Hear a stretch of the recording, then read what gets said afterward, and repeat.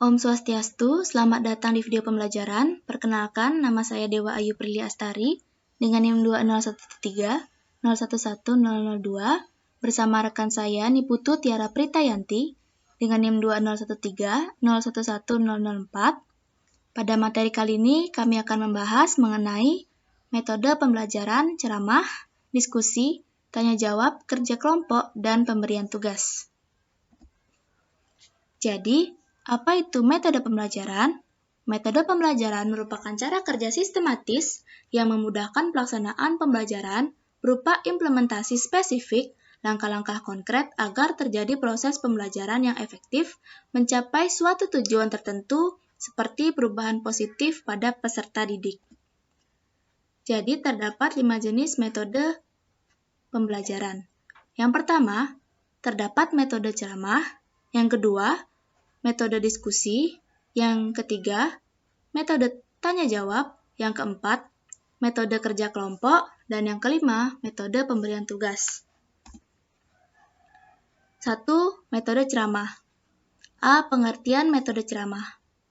Metode ceramah sebagai metode mengajar merupakan penerangan dan penuturan secara lisan yang disampaikan oleh seorang pendidik di kelasnya dengan menggambarkan bagan-bagan selama berlangsungnya metode ceramah ini, sehingga apa yang disampaikan kepada peserta didiknya akan dimengerti dan didengar dengan baik.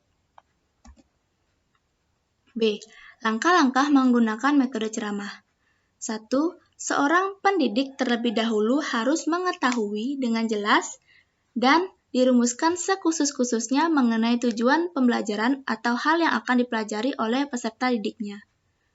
2. Bahan ceramah haruslah disusun sedemikian hingga dapat dimengerti dengan jelas oleh peserta didik, dapat menarik perhatian peserta didik dan dapat memperlihatkan kepada peserta didiknya bahwa bahan pelajaran yang mereka peroleh itu bisa berguna bagi mereka nantinya.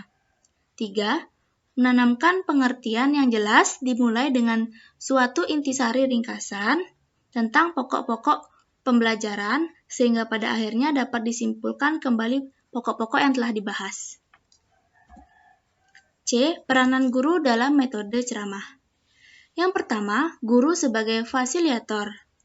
Guru sebagai fasilitator yaitu di mana guru berperan dalam memberikan pelayanan dalam memudahkan siswanya dalam proses pembelajaran. Di antaranya guru mampu memahami berbagai jenis media dan sumber belajar beserta fungsi masing-masing media yang sedang digunakan, mempunyai keterampilan dalam merancang suatu media, dan sebagai fasilitator yaitu guru dituntut agar mempunyai kemampuan dalam berkomunikasi dan berinteraksi dengan siswanya.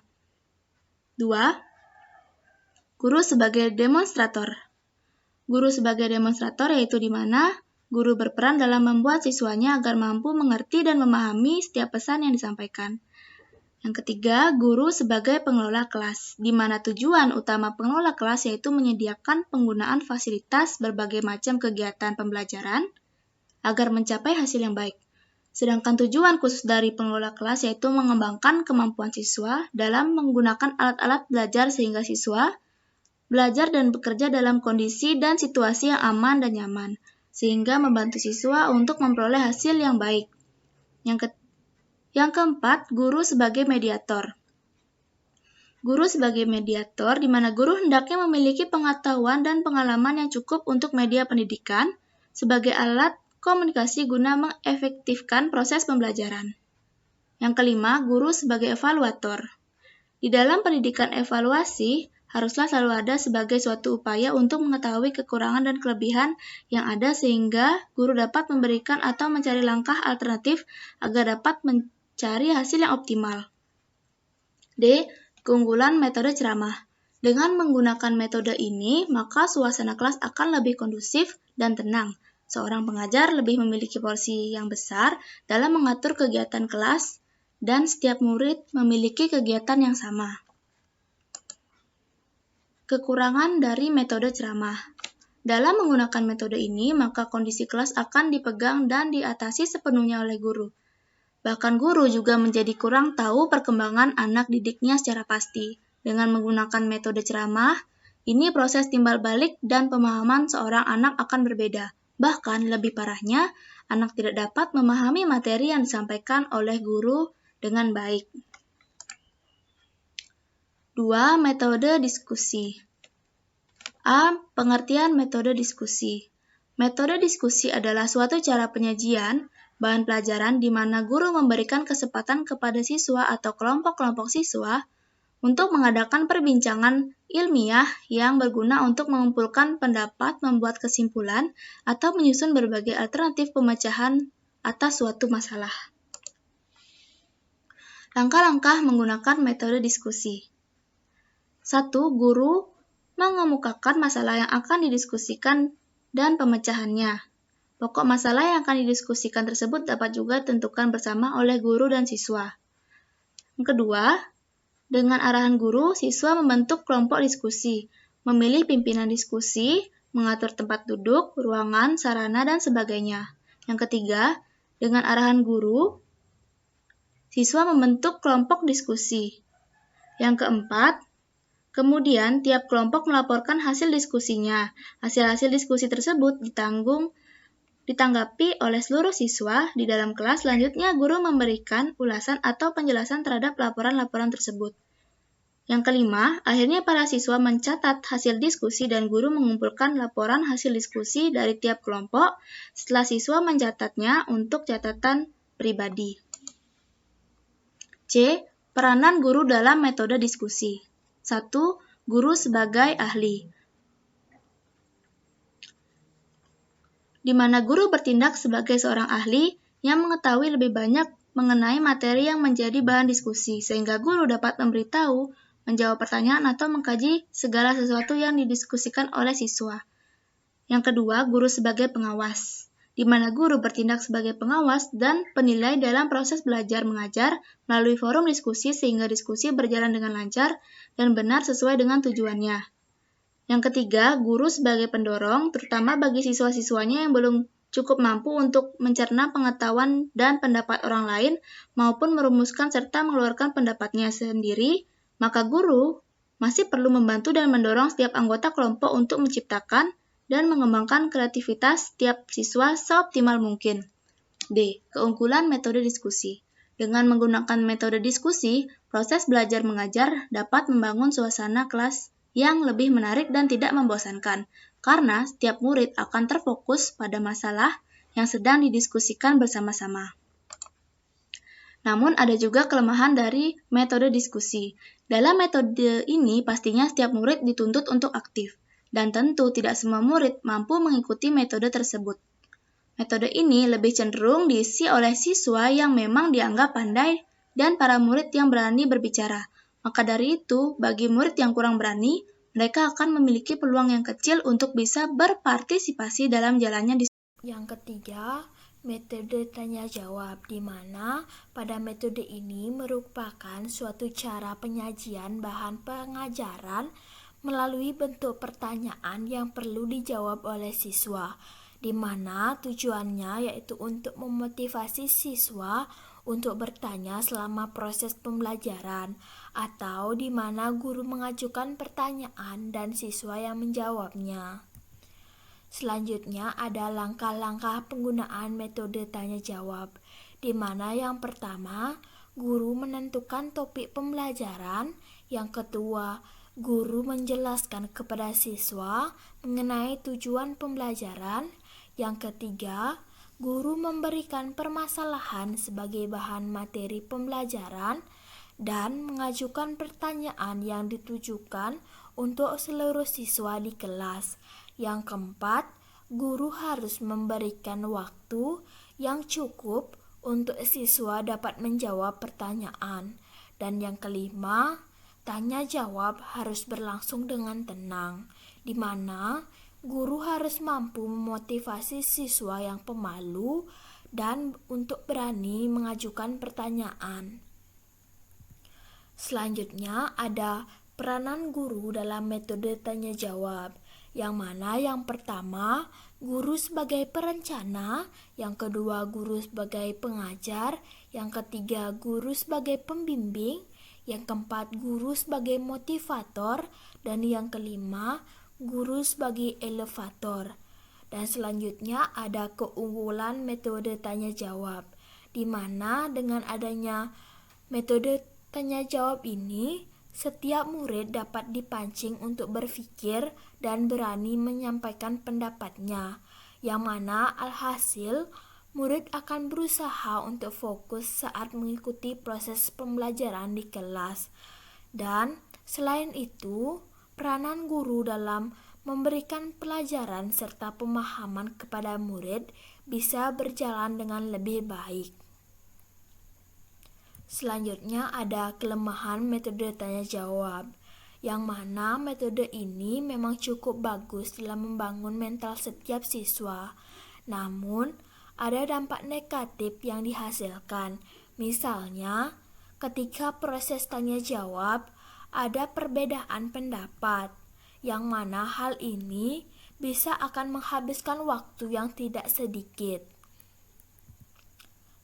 Selanjutnya ada metode yang keempat, yaitu metode kerja kelompok, yang mana metode ini merupakan suatu cara penyajian materi di mana pembelajarannya guru mengelompokkan siswa ke dalam beberapa kelompok atau grup tertentu, yang mana untuk menyelesaikan tugas yang telah ditetapkan dengan cara bersama-sama.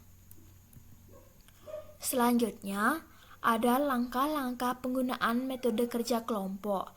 Yang pertama ada merumuskan pembelajaran yang akan dicapai. Yang kedua, menyiapkan materi pembelajaran dan menjabarkan materi tersebut ke dalam tugas-tugas kelompok. Yang ketiga, mengidentifikasi sumber-sumber yang akan menjadi sasaran kegiatan kerja kelompok. Dan yang keempat, menyusun peraturan pembentukan kelompok, cara kerja saat memulai dan mengakhiri, dan tata tertib lainnya. Selanjutnya ada peranan guru dalam metode kerja kelompok, yang mana yang pertama, guru berperan aktif untuk menjadi fasilitator. Yang kedua, guru harus pintar menempatkan siswa dalam kelompok heterogen. Yang ketiga, guru harus lebih peka terhadap masalah siswa yang lebih suka bekerja sendirian. Dan yang keempat, guru harus bisa membantu siswa dalam permasalahan. Selanjutnya ada kelebihan metode kerja kelompok, yang mana yang pertama, dapat memupuk rasa kerjasama. Yang kedua, suatu tugas yang luas dapat segera diselesaikan. Yang ketiga, adanya persaingan yang sehat. Dan yang keempat, mengatasi kekurangan fasilitas pendukung pelaksanaan pembelajaran. Yang selanjutnya ada kelemahan metode kerja kelompok, yang mana adanya sifat-sifat pribadi siswa yang ingin menonjolkan diri, atau sebaliknya, siswa yang lemah merasa rendah diri, dan ada kalanya selalu tergantung kepada siswa yang lain. Dan bila kecakapan setiap anggota tidak seimbang, akan menghambat kelancaran tugas atau kondisi didominasi oleh siswa yang pintar atau berani. Dan metode selanjutnya yaitu metode kelima, yaitu ada metode pemberian tugas, yang mana metode ini merupakan metode penyajian bahan di mana guru memberikan tugas tertentu agar siswa melakukan kegiatan belajar, yang mana tugas ini dilakukan di mana saja, seperti di dalam kelas, perpustakaan, halaman sekolah, laboratorium, di rumah, ataupun di mana saja, asalkan tugas tersebut dapat dikerjakan. Selanjutnya ada langkah-langkah penggunaan metode pemberian tugas, yang mana yang pertama ada fase pemberian tugas, yang kedua ada fase pelaksanaan tugas, dan yang ketiga ada fase mempertanggungjawabkan tugas atau resitasi. Dan selanjutnya ada peranan guru dalam metode pemberian tugas, yang mana yang pertama ada guru sebagai penerang materi pembelajaran yang akan diajarkan. Yang kedua, guru berperan sebagai fasilitator untuk menjelaskan rincian tugas dan cara pengerjakan tugasnya. Dan yang ketiga, ada guru sebagai pemeriksa hasil penyelesaian tugas siswa. Selanjutnya ada keunggulan metode pemberian tugas, yang mana yang pertama ada baik sekali untuk mengisi waktu luang dengan hal-hal yang konstruktif. Yang kedua ada memupuk rasa tanggung jawab dalam segala tugas, sebab dalam strategi ini siswa harus mempertanggungjawabkan segala sesuatu yang telah dikerjakan. Yang ketiga, menanamkan kebiasaan untuk giat belajar kepada siswa. Dan yang keempat, tugas siswa bersifat praktis. Yang kelima, ada kelemahan metode pemberian tugas, yang mana yang pertama ada tidak jarang pekerjaan yang ditugaskan itu diselesaikan dengan meniru pekerjaan orang lain. Yang kedua ada karena perbedaan individu, maka tugas apabila diberikan secara umum, mungkin beberapa orang di antaranya merasa sukar, sedangkan sebagian lainnya merasa mudah menyelesaikan tugas tersebut. Dan yang ketiga ada apabila tugas diberikan lebih-lebih, bila itu sukar dikerjakan, maka ketenangan mental para siswa menjadi terpengaruh. Sekian presentasi dari kelompok kami. Apabila terdapat kesalahan kata, kami mohon maaf. Akhir kata, kami ucapkan terima kasih. Om Santi Santi Santi Om.